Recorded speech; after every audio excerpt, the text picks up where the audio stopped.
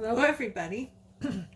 So today I'm going to try a new technique that I saw. It's really cool. It ends up with a really pretty result. It's called a dip. And so what we have here is I'm just doing it on a small canvas to show you, and then I think I will go larger. But what we have is a small canvas, and I've got 4 push pins in the back so it stays up off the surface when it's time to dry, and everything, you know, can drip off. So that's what we need to get ready. And what I did is I put it on here and I traced out the outline of it. Okay, so all I have here is a piece of cardstock, like a glossy cardstock, so that the paint doesn't go through it or doesn't sink through it while we're plotting out the layout. And I've got it taped to this little tray. You can get these at the Dollar Tree in the kitchen section. And I taped the tray to the table so that when later we're going to dip this painting into the paint that we put down, and when we lift it up, we don't want the whole thing to lift up because it's going to kind of be suctioned on there. So that's why you have to tape it to the table. So all we're gonna, and I have the center line marked because I kind of want to put some yellow in the center to be like a focal point. So all I have here is I have these bottles mixed with paint, and for this this is 80% Floetrol, the United States Floetrol, and I'm sorry, 80 milliliters of Floetrol, 40 milliliters of paint, and 30 milliliters of distilled water. So it's easy to make. You just put these the paint in here and shake it up. And this is what this recipe is what you use for all pours except for the bloom that I've been doing already, and the swipes and the Dutch pours, which I haven't shown you yet. But they have these little scales on Amazon. They're fairly inexpensive, and you can choose between it's getting going, but you can choose between, like, this is ounces. You can pick I don't know what the other things are, but there are grams. So if you did, you know, grams, you could do the same thing. So you could measure it out. So that's how I mix my paints. I will be doing a video on paint mixing one day, but this one is going to be relatively simple. It's a good one for beginners. So what we're going to do is we're just going to start out, and I'm just going to put down lines of paint randomly, like so.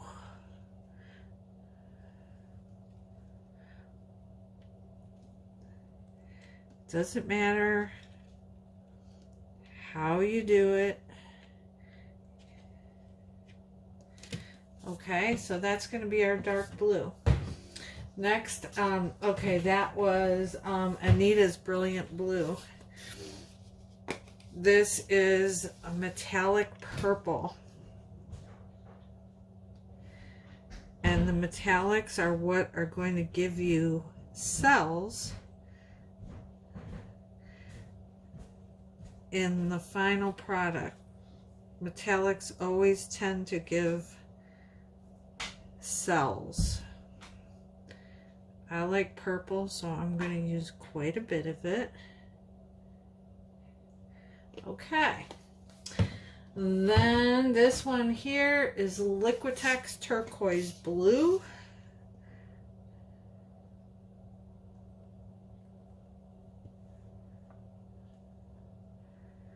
And we're just going to keep going next to all of these, wherever we want.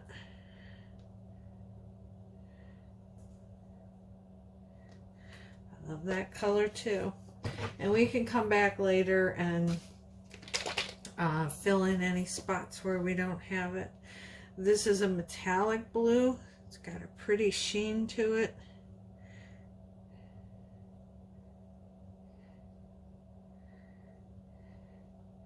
I hope you're enjoying the videos. Please subscribe and click the notification button or bell so you can be informed of whenever I upload a new video. I would appreciate it.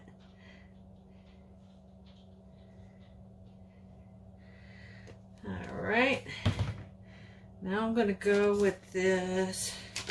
This is called Anita's Citrus. Pretty bright color. This is going to give it some nice contrast. And when you're painting, you always want to concentrate on having a contrast, dark to light, because if you use all darks, your painting's going to be very bland and it won't stand out. So you always, what I usually do if I'm working with like 4 colors, I'll pick 2 darks and 2 lights of the same color family. This is a metallic teal coming up next. This one I love.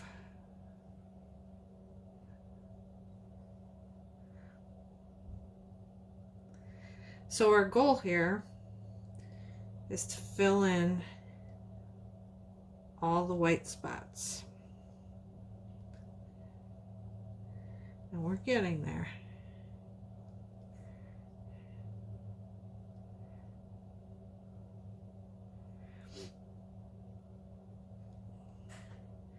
There's also more to mixing of colors. There's the difference between opaque and transparent. Opaque paints are, despite the way it sounds, they are solid, so you can't see through them. And they always show up better than transparent paints. But that's not as important to know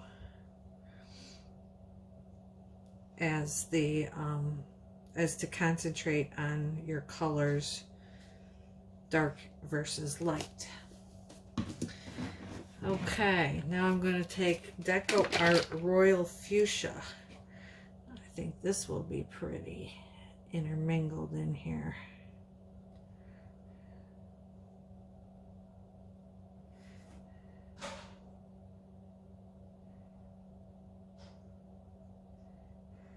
I kind of want that near the center some. Also, it's good to know that reds and greens and dark blues tend to take over a painting, so you actually want to use less of those than other colors. I did one painting in the beginning and I had a lot of red in it, and my entire painting turned out red. So it was like, okay, this is not what I wanted. This is a gold, and I'm just going to put this.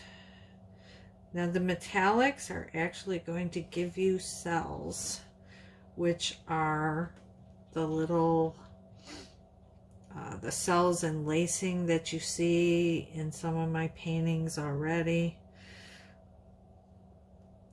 Little dots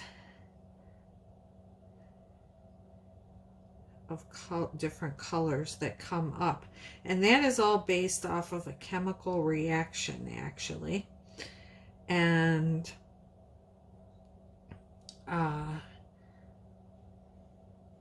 different ingredients in the painting. I'll put some gold in the center.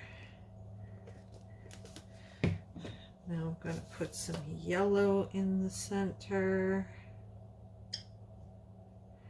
Put a little few dabs of yellow here and there, because that's really going to brighten it up. So I'm going to put the yellow on the darker colors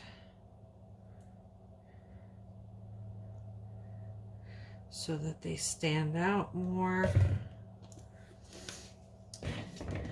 And then what did I do? I did the copper before, so now I'm going to add some gold.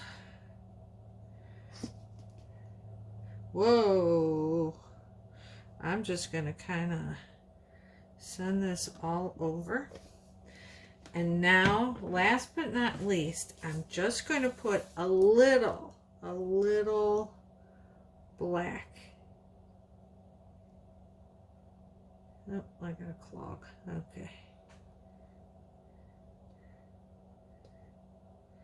Not much, because it's going to take over, but it'll give us some contrast. So I think that's good.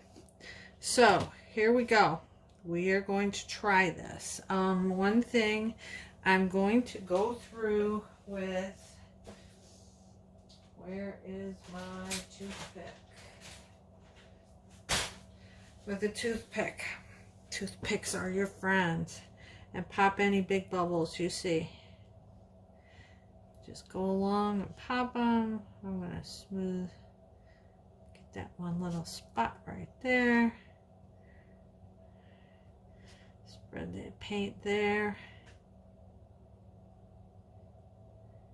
That light green was had quite a few bubbles. All right, I think we're ready to go. So here comes the magic. Let's make sure the video is still going. It is. Here we go. Now we're going to set this down. We're going to press it down. We're kind of going to squeeze. You'll see the paint comes oozing out the sides. Press down on the wood so it makes good contact. Okay, here we go. You ready?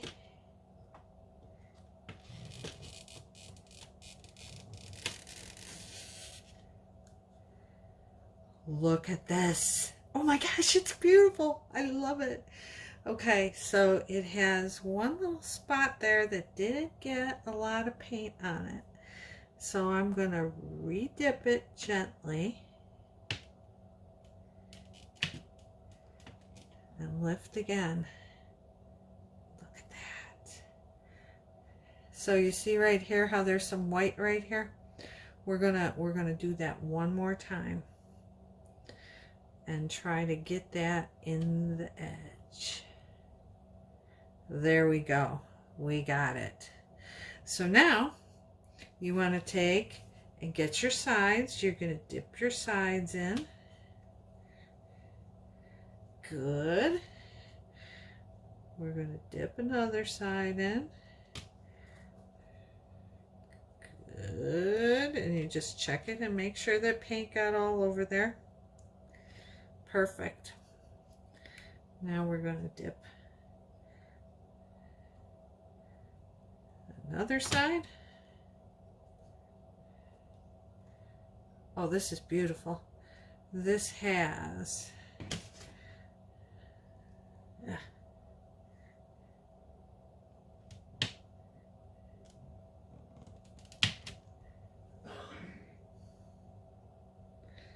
so many colors. Okay, so now we are going to set it down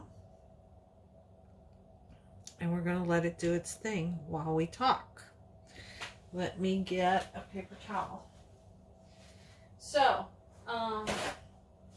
this is obviously an abstract type of painting.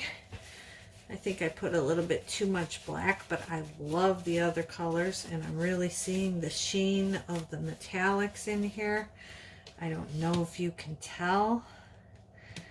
So what we want to do next, take one of these. You can get a pack of these. They come in many different, well, 2 different styles in the package. A swiper one and a smaller one, more detailed one. And there is another one, hold on, that comes in that package. It is I don't have it here right now, but it's wider. It's more of like a swiping tool. So anyway, you're going to go along the bottom and you're going to scrape off what is dripping off. Okay? Because this paint that is dripping off has a tendency to drag your paints on top down and off, and you don't want to lose what's on top there. So that's what that does. And you want to come back in like another half an hour and an hour and scrape it one more time, because it will keep dripping. Now here's a good lesson for you. Do you see what's on this little spatula? I think you can see it. It got all muddy. When colors mix too much, they get muddy. And so you wouldn't want to dip this too many times, because your colors would just all mix together and turn to mud. So that's why you kind of have to just dip a couple times. And so now I'm going to talk to you about what happens with these paintings when they're dry, and how do we know when they're dry. So they will be dry to the touch within about 3 days, depending on how thick the paint was that was on here. And but they are not ready to be sealed, so you have to seal them to keep them clean, to keep them to make them shiny, because this is going to dye dull. So let me dry dull. So let me show you what I mean right by that. So this is really shiny right now, okay? If you look at this painting, this one is dry, but it's not sealed, and it's very dull. So I think, I mean, it has a little bit of shine to it, but it's not as shiny as it's going to be once I seal it. So sealing it gives it a beautiful gloss color. Whereas if you look at this one, you could see the reflections of the lights overhead. This is really shiny right now, but it's going to dry dull like this one. So what I seal my paintings with is Minwax polyurethane. And I do not have a can of that here right now. Where did it go? Well, I thought I did. But it's Minwax polyurethane, and it comes in a blue can. You can get it at you can get it all over the place, Walmart, Home Depot, wherever. And so what you do is, once this is dry to the touch, you have to wait like another 3 weeks, because it needs to cure. There's so much paint on these canvases that all those underlayers need to cure completely. So in about 3 weeks, 4 weeks, I will go through, see, we're getting some little cells here. I will go through and I will get a, put a little bit of the Minwax in a cup and use an old piece of t-shirt, and I just dip it in the Minwax and I just rub it over. This way you don't get lines or streaks. You don't get brush marks if you had used a paintbrush. So it's a really nice way to do it, and you make sure you get your sides. And I give them 2 coats, sometimes 3 coats, and it works great, and it's nice and simple. So what I'm going to do right now, I want more cells than this. I see some cells, but I don't see a lot. So I'm going to get, it's like, let me plug this in and be careful that I don't mess up the paint. It's a heat gun. Or they have those clicker ones that shoot out a flame that you use in the kitchen to make creme brulee. You can use that as well. But the heat will make cells appear. So let's see what we can do. We want to keep moving.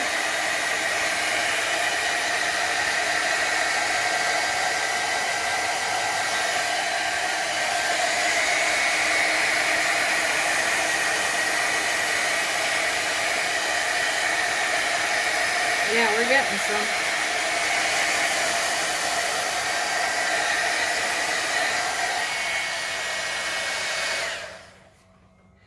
it's bringing up a little. You won't get a crazy amount of cells with this type of painting, but you will get some. So what I'm going to do, I'm going to have my paper towel ready, and then I noticed one little problem here. There's this one spot right here that doesn't have enough paint.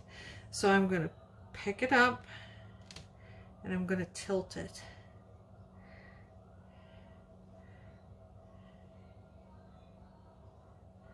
I'm going to try to get that paint to roll over there.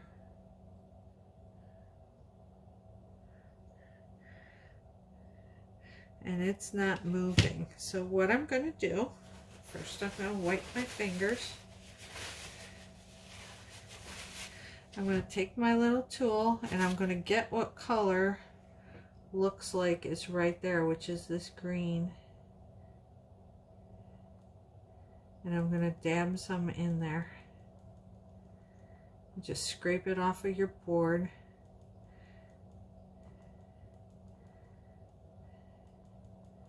And dab it in there.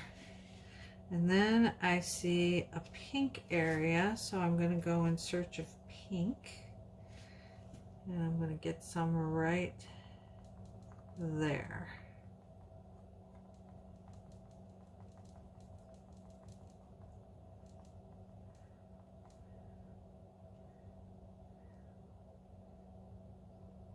Just touching it up.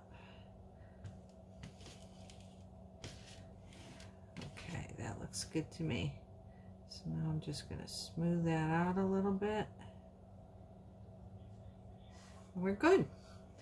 So you'll see we're getting some more cells. We have more over here. We have some right there. We have some popping up over here. So I'm going to try and torch it one more time.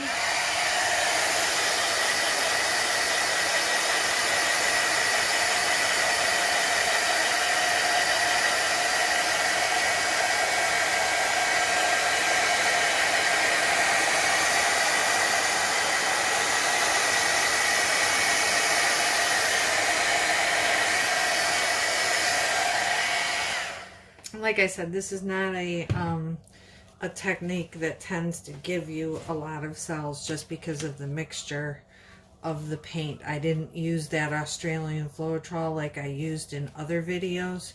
That's the one that really produces the cells. But I think we are no longer centered. Let me slide you over. There we go.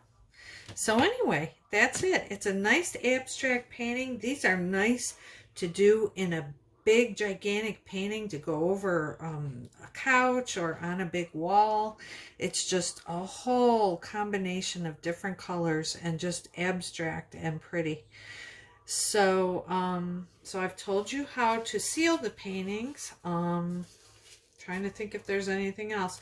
One thing you can do, if you would like, is you can put this frog tape on the back of your canvas, on the back of the sides, so that the paint, it doesn't get yucky on the back, if you care about that. Most people don't, but some people it really bothers, so you can put the the tape on the back before you start your pour. So, that's it. I think later today I'm going to do one of my modified blooms. That is my favorite technique, and I'll show you what one of those look like. This is the modified bloom.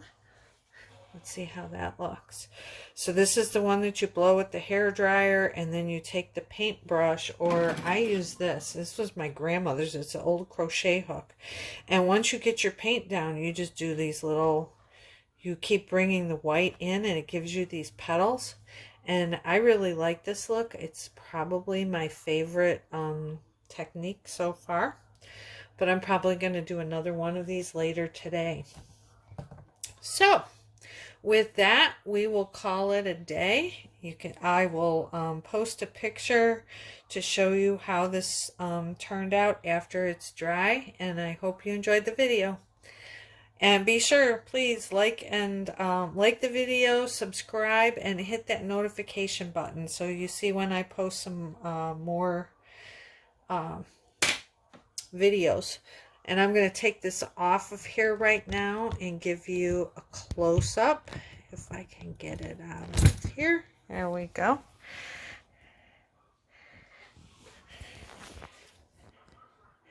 Let's go this way. And you can see all the cells. You can see some of that copper up there glittering.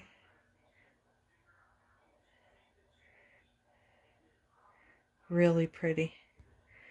So that's it. All right, goodbye, everybody. Enjoy your Sunday.